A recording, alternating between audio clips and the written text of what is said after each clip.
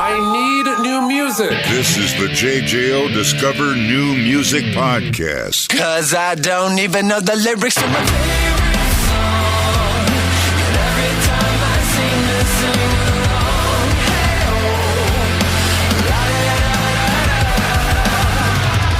along, a longtime cohort of JJO, a family member, I guess maybe we could say.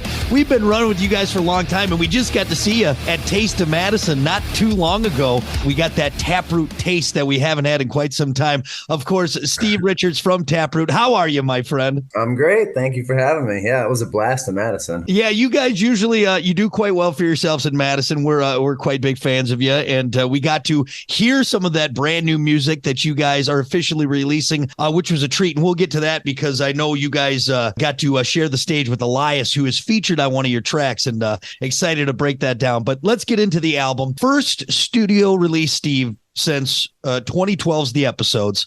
Now, of course, you've been playing shows, you've been writing music. I'm sure you've been in that creative mindscape. But with such a long gap, did you maybe kind of have to re-engage that Taproot muscle and when getting ready for Scissors, when sitting down for it? Maybe talk us through that process of that Taproot way of thinking getting into this one. The kind of cool thing about it is like 80% of this record I wrote to be Taproot's next record while we were on the episode cycle. So wow.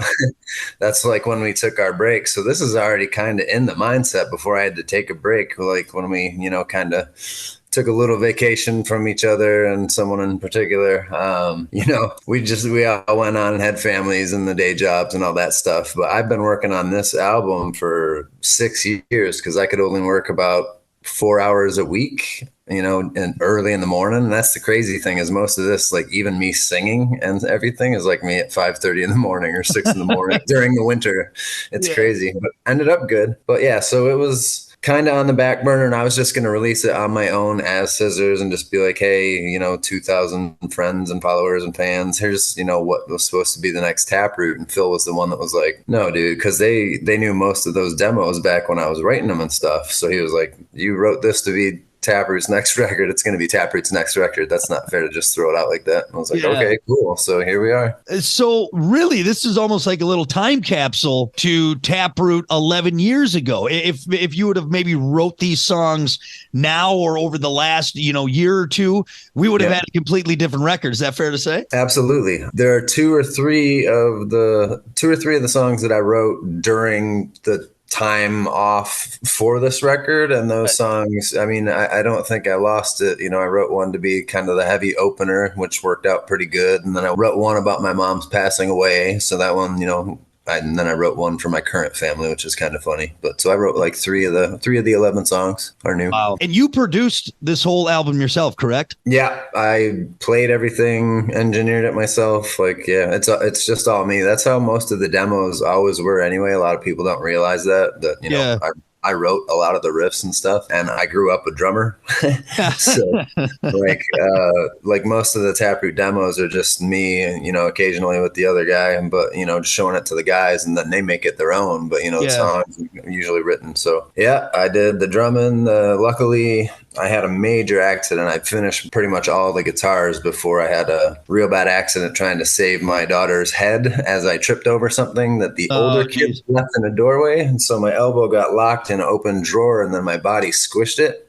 So I had to yank it out. So basically, your funny bone ruined that, and I couldn't feel my hand. So they moved it from under my elbow to above my elbow, but I still can't feel my ring finger, my pinky, all the way up to my elbow. So luckily, these two fingers are the ones I use on bass. I could do the bass just fine. You still got the bass fingers. That's hilarious. Well, I hope you keep continue to get on the mend. That's crazy. And with you producing everything, I'm always so intrigued by that because it's such an intricate process and it's a real good way to break down songs and maybe kind of, tear things apart or have someone else do it. What do you think is so key in producing it yourself? Why do you maybe like that approach in really having control of those Taproot songs and that sound? Honestly, aside from like the mixing, like I came pretty close, but luckily we had Matt LaPlante jump in and he made everything sound way better. I like my stuff just screaming and it like rips in my car, but then, you play it next to like one of the heavier bands in the world and they're calm and muted. It just sounds good. Yeah. So he reeled me back in. So those are the two things. When it came to just the actual recording process, like I tried new things here and there, especially if it was kind of unknowns. Like 2 of the songs I wrote while I was singing, like scratch tracks. But for the most part, if I write something the way it is and I don't have external output, then that's kind of what I wanted it to be. So I didn't really change anything. I just wrote a couple new songs and added a couple different harmonies and words here and there, but nothing crazy. I love it. Well, again, Scissors from Taproot. We got a taste of it at Taste of Madison. Hopefully people were there. I know there was quite a few screaming fans having a great time. And we got to see you and Elias on stage together singing your current song, favorite song, which features Elias. And he's an amazing vocalist and he brings so much to it. First of all, how did you get hooked up with him? How did that conversation start? Like say, hey, Elias, you want to come out here? And then what does that bring to a song, having someone like Elias for you guys and adding to that already large Taproot song? Oh, it was amazing. It was one of those songs where I didn't really know what to do over the bridge. It's like a good, heavy, chunky riff. Like maybe I just let it play out alone and make people mosh, or what do I do? But I was like, nah. So I started asking people, because obviously it's funny, when I wrote the drums to that song, I was actually thinking about Rob from Nonpoint. So a lot of the chorus, it's busy and then it just goes 4 on the floor, 4 on the floor. I actually pictured him. So I ended up getting in touch with him and he was like, dude, you should have Elias on it. Or no, he hit me up just wanting to hear some of the new tunes, like knowing that I was doing some stuff. And he was like, dude, you should hit up Elias. I'm like, hell yeah, because that's what most of my fans, like on Instagram and stuff, it was always like, dude, you should have Elias on a song. Dude, you should. I'm like, absolutely. So I called him. He was absolutely more than happy to. Like I know he's done other guest stuff before and I've done guest stuff before, so we kind of get it. And he loved the track and, the stuff he came up with fits in just perfect. I only had him change 2 words, but all the melodies and 99% of the words are all him. So it's like actually bringing something different into the song. It's not like, hey, we sing this part for me. But no, he killed it, did a great job. And literally the Taste of Madison show was only the second time we've played that song as a band live. And that was the first time that we've played it with Elias. I love it, man. That's so cool. And for all you Madison fans out there, congratulations, because you got the real raw stuff right there. So that's quite a treat, man. Listen, rate, share, subscribe. Discover new music now at WJJO.com, in the JJO app, or wherever you get your podcasts. Rock has a new interview every Thursday evening between 6 and 7. 94.1 JJO. I need new music. This is the JJO Discover New Music Podcast. 'Cause I don't even know the lyrics to my favorite song.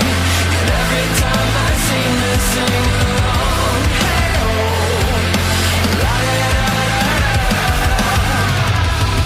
Do you have a favorite track on the album? I know that's always kind of, I love asking that just because it's interesting to see if maybe there's one that really speaks to you or one that really, really pulls at you on that Taproot side. That's like one of the questions I'd always have to say. I have like 3 maybe, because honestly for me, getting this song released when I considered it a single, 10, 11 years ago.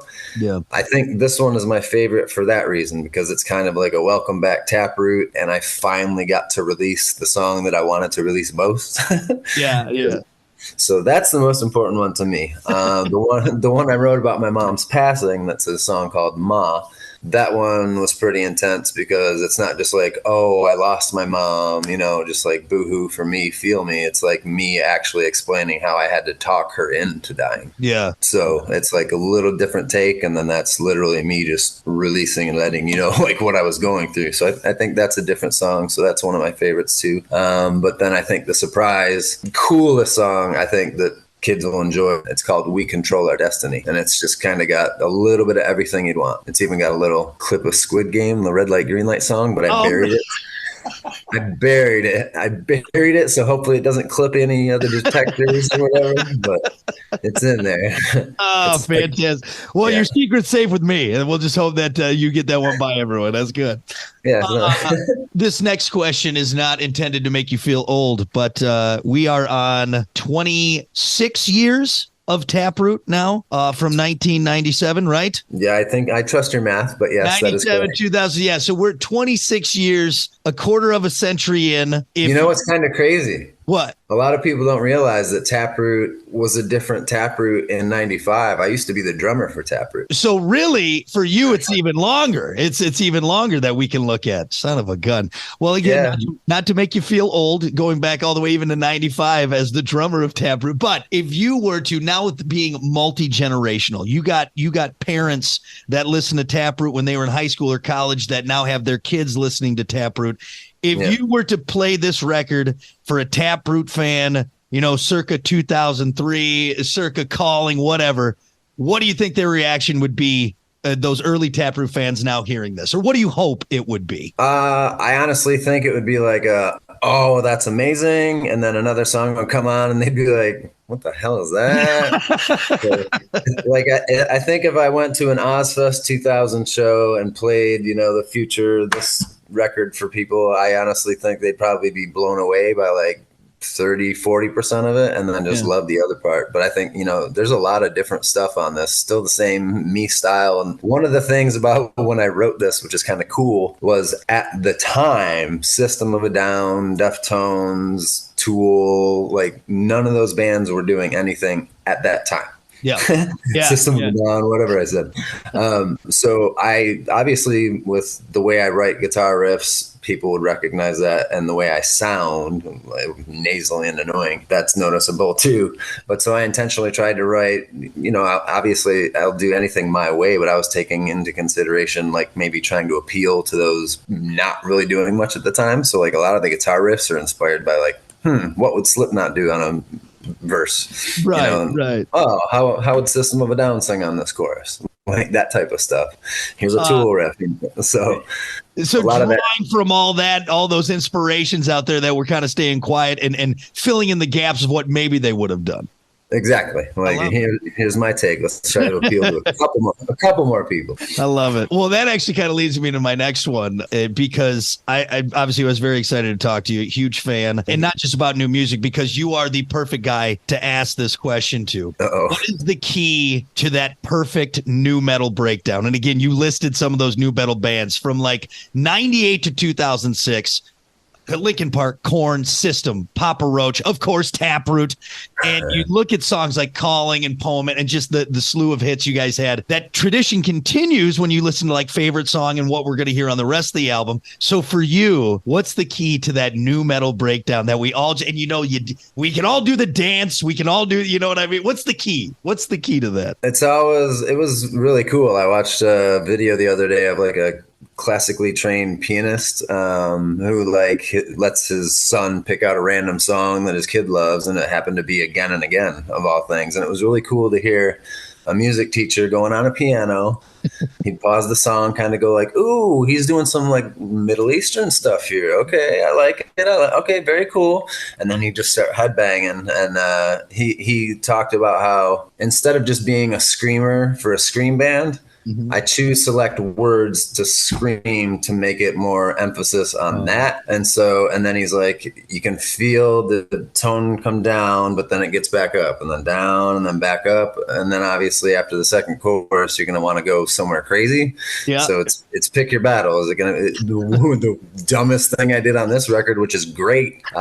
It's a slightly more acoustic song. I did guitar solos for fun. Oh wow! Yeah, I pulled out my CC DeVille and did a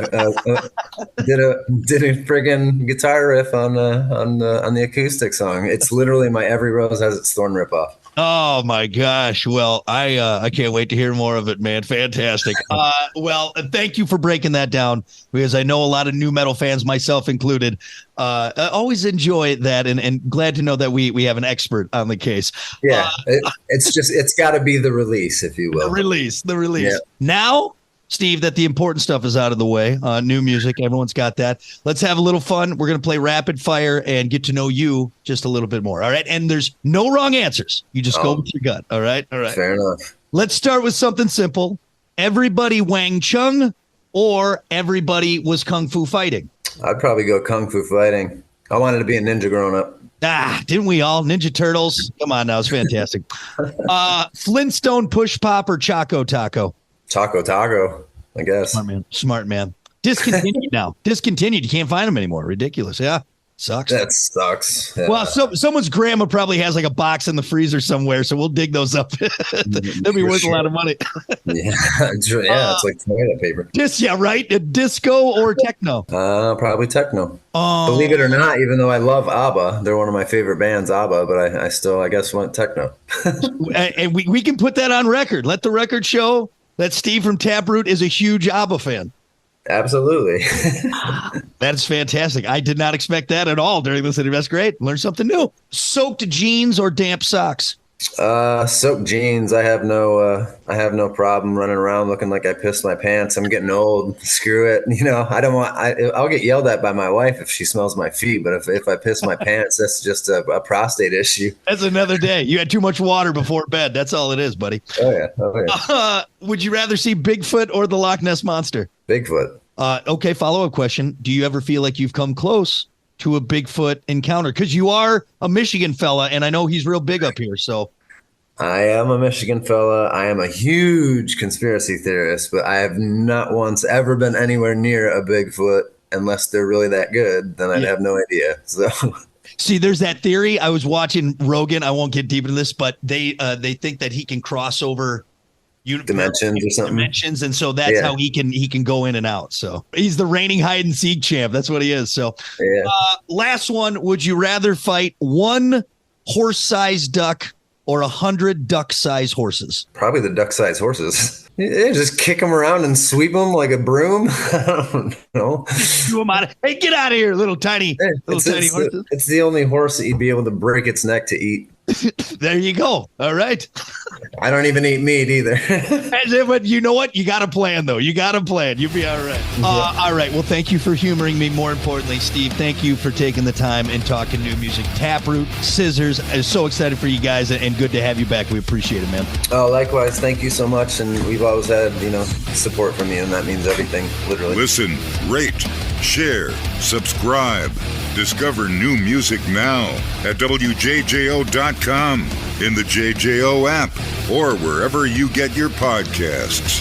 Rock has a new interview every Thursday evening between 6 and 7. 94.1 JJO.